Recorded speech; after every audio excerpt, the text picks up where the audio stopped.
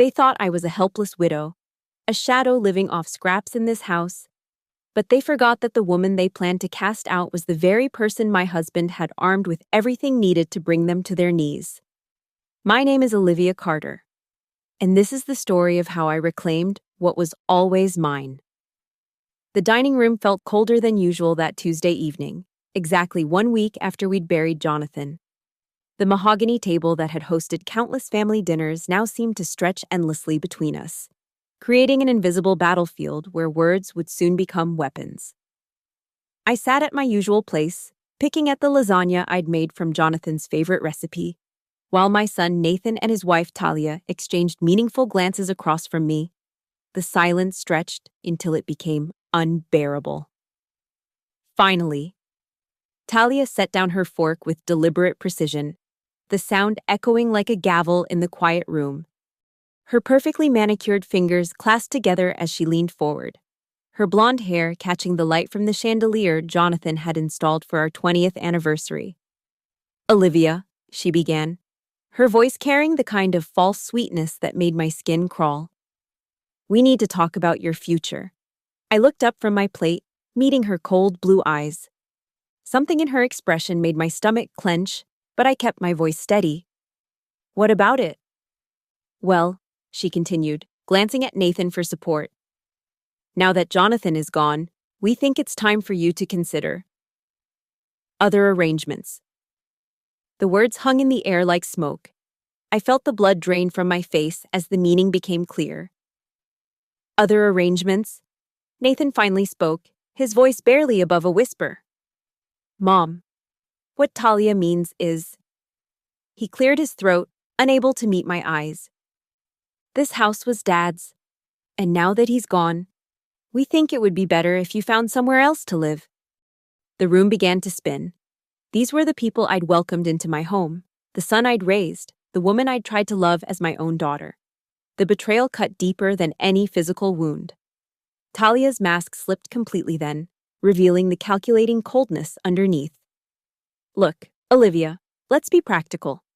You don't have a job, you don't have any real skills, and frankly, you've been living off Jonathan's success for years. It's time to face reality." "This is my home," I managed to say, my voice cracking slightly. "No," Talia replied sharply. "This was Jonathan's home. And since Nathan is his only heir, it belongs to us now. You've had a week to grieve. Now it's time to pack your bags and move on." I turned to Nathan, desperate for some sign of the loving son I'd raised. "Nathan, please. Tell me you don't mean this." He looked at me for a long moment, and I saw something die in his eyes. "I'm sorry, Mom, but Talia's right. You can't stay here forever." The words hit me like a physical blow. I sat there, staring at these two people who had just dismantled my entire world with the casualness of discussing the weather. The house that had been my sanctuary for 23 years suddenly felt like a prison. Without another word, I stood up slowly, my legs shaking. I walked to the kitchen, rinsed my plate, and headed upstairs, leaving them sitting at the table in the wake of their cruelty. In the master bedroom, surrounded by Jonathan's cologne still lingering on his pillow, I finally let myself break. The tears came in waves, each one carrying the weight of betrayal, loss, and fear. I clutched Jonathan's favorite sweater to my chest, breathing in the fading scent of the man who had promised to always protect me. But as the night wore on and the tears dried, something else began to take root in my chest. Anger. Cold, calculating anger. Because I knew something that Nathan and Talia didn't. Jonathan Carter was the most meticulous, careful man I'd ever known. He would never leave his wife defenseless. The next morning, I called Carter Engineering Solutions and asked to speak with Michael Turner, Jonathan's longtime accountant. We arranged to meet at his office downtown, away from prying eyes. Michael was a thin man in his 50s with kind eyes behind wire-rimmed glasses. He'd been Jonathan's friend since college, and I could see the genuine grief in his expression when he greeted me. "Mrs. Carter," he said, gesturing to a chair across from his desk. "I was wondering when you'd come to see me. Jonathan told me you might need help navigating things after." Michael, I need to understand our financial situation, I said directly. Nathan and Talia are telling me I need to leave the house, that I have no claim to anything. Michael's eyebrows shot up. That's odd. Did Jonathan not discuss his estate planning with you? He tried, but I always told him I didn't want to think about it. I trusted him to handle everything. Michael nodded slowly, then opened a thick file on his desk. Mrs. Carter, I think there are some things you need to know. Jonathan was very specific about his wishes, and more importantly, about protecting you. My heart began to race. What do you mean? Well, for starters, the house isn't part of Jonathan's estate. It's held in a trust that he established 5 years ago, with you as the sole beneficiary. Nathan has no claim to it whatsoever. The room seemed to tilt. What? That's not all. Michael continued, pulling out more documents. Jonathan also transferred ownership of Carter Engineering Solutions to a trust fund in your name. The company has been operating under your ownership for the past 3 years, managed by Marcus Wells, our operations director. I stared at him in shock. But Nathan said the company was sold.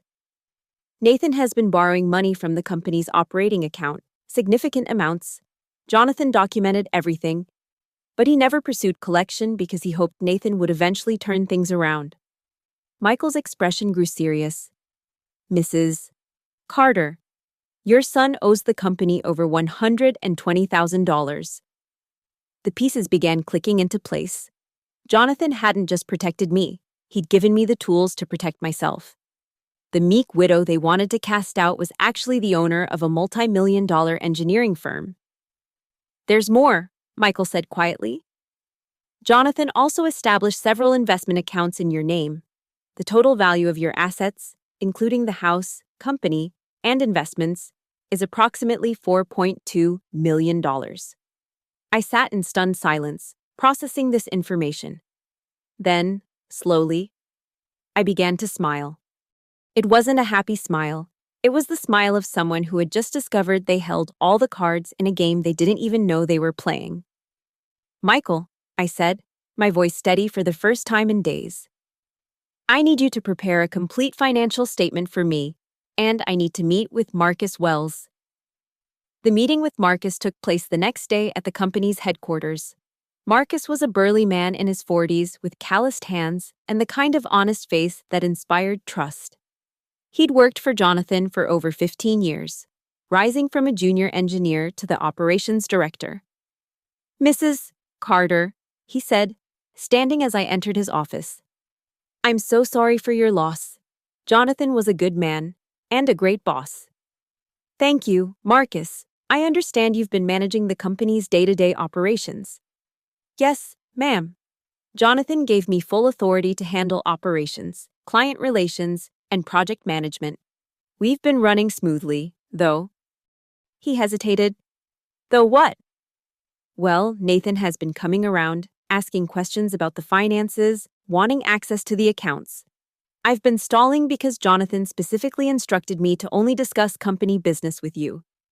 I felt a surge of gratitude toward my late husband. Even in death, he was still protecting me. Marcus, I need you to understand something. I am the owner of this company, not Nathan, not anyone else. Me. Relief flooded his face. Thank God, I was worried about what would happen when Nathan found out he couldn't just take over. What do you mean? Marcus pulled out a folder from his desk. Mrs.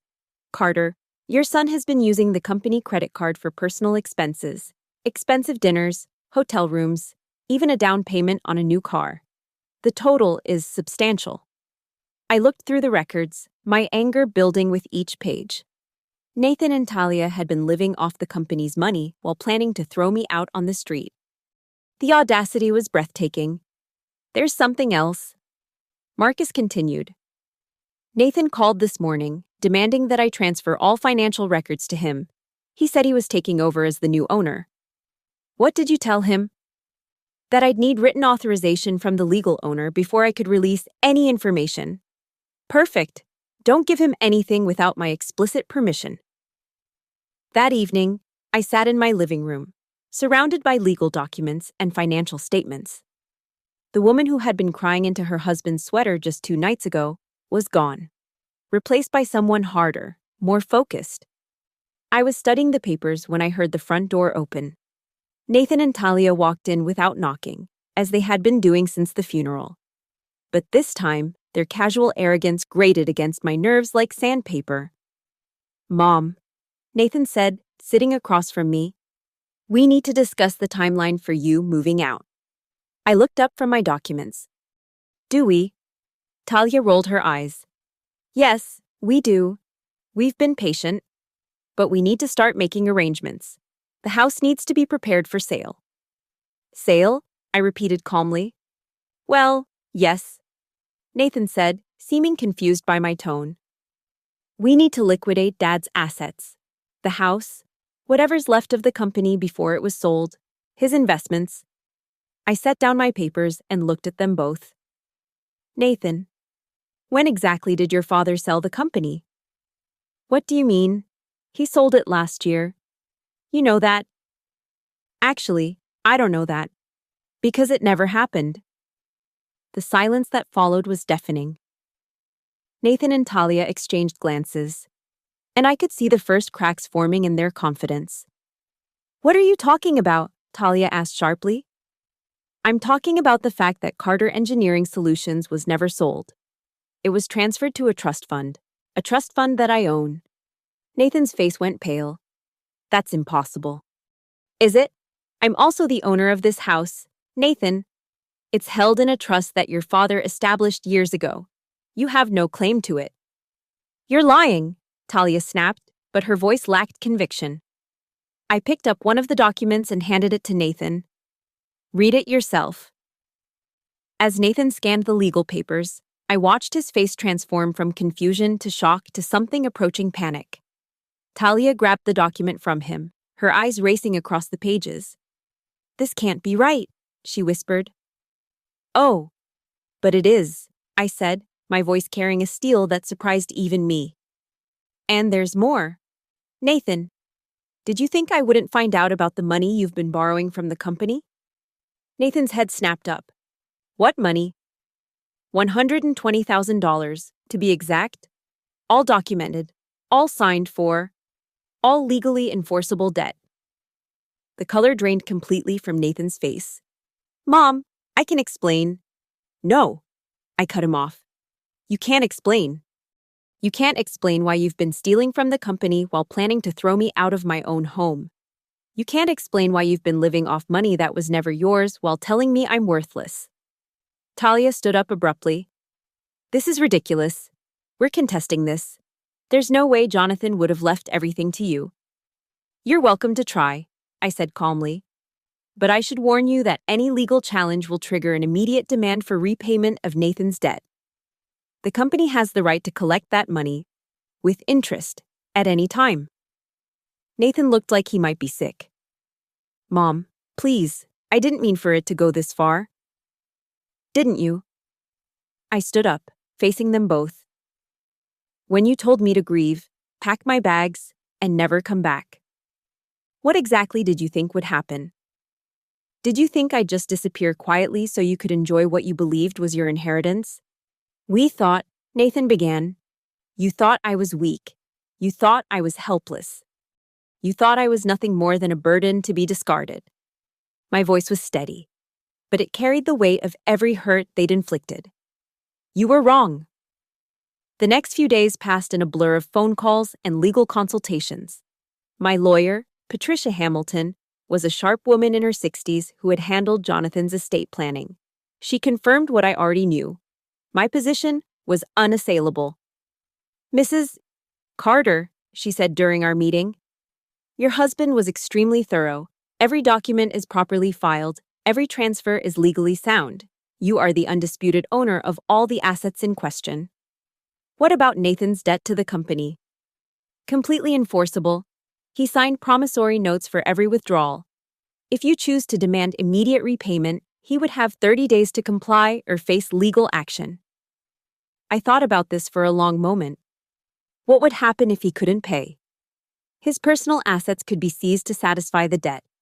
His car, his credit cards, any property he owns jointly with his wife. The irony wasn't lost on me. The son who had tried to leave me with nothing could lose everything himself. That evening, Nathan called. His voice was strained, desperate. "Mom, we need to talk." "I'm listening." "Could we meet? At the house? Please?" An hour later, Nathan and Talia sat in my living room, but the dynamic had completely shifted. They were no longer the predators circling a wounded prey, they were the ones backed into a corner. "Mom," Nathan began, "I want to apologize. We were wrong. We were grieving too. And we made terrible decisions." "You were grieving," I repeated. "Is that your excuse for stealing from the company? For trying to make me homeless?" Talia shifted uncomfortably. "We didn't realize about the trusts. We thought—" "You thought you could walk all over me because you believed I was powerless." I leaned forward. "Let me be very clear about something. I am not the grieving widow you tried to manipulate. I am the owner of a successful company. And I am the person who can decide whether to pursue collection of the money you stole." "It wasn't stealing," Nathan protested weakly. "Taking money that doesn't belong to you without permission is stealing. Nathan, the fact that you had access doesn't change that." The room fell silent. Finally, Talia spoke. "What do you want?" "I want you to understand that actions have consequences. I want you to understand that the woman you dismissed as worthless is the same woman who now controls your financial future." "Are you going to demand repayment?" Nathan asked quietly. I studied his face, seeing fear where there had once been arrogance. "That depends." "On what?"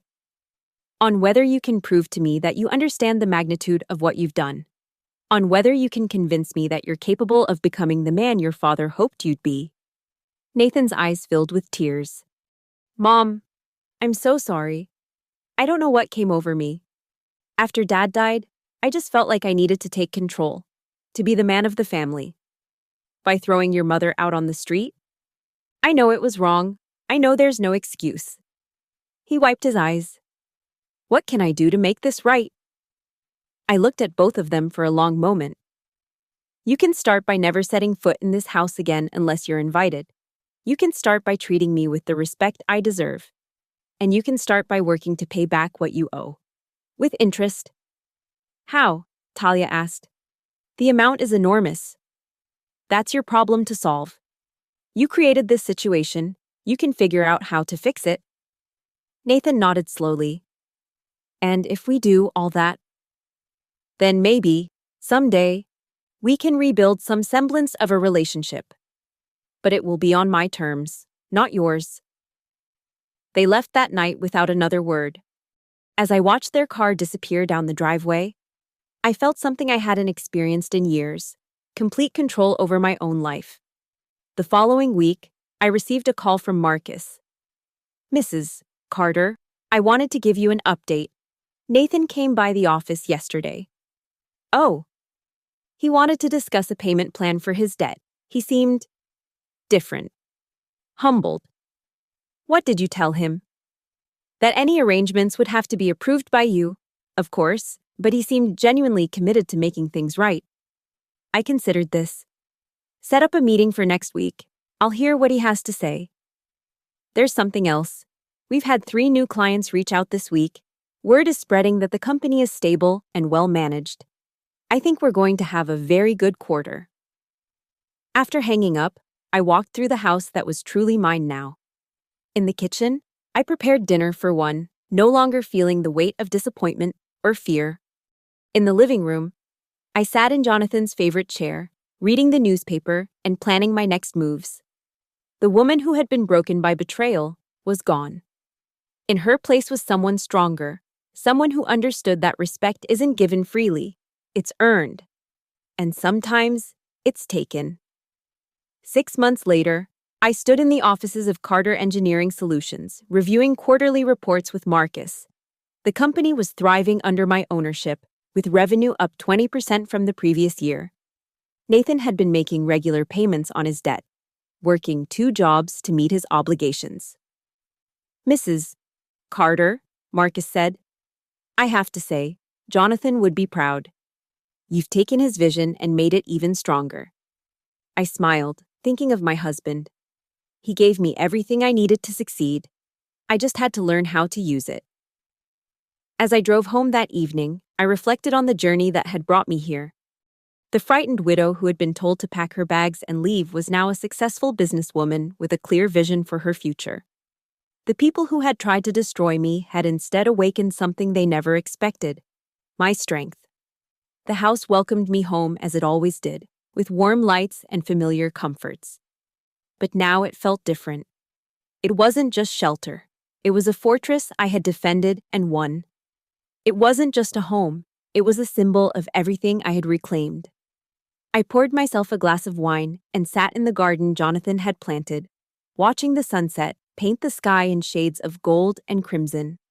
Tomorrow would bring new challenges, new opportunities, new chances to prove that underestimating Olivia Carter had been the greatest mistake Nathan and Talia could have made. The last light faded from the sky, and I went inside, locking the door behind me. The woman who had once been told to grieve, pack her bags, and never come back was finally, completely, home.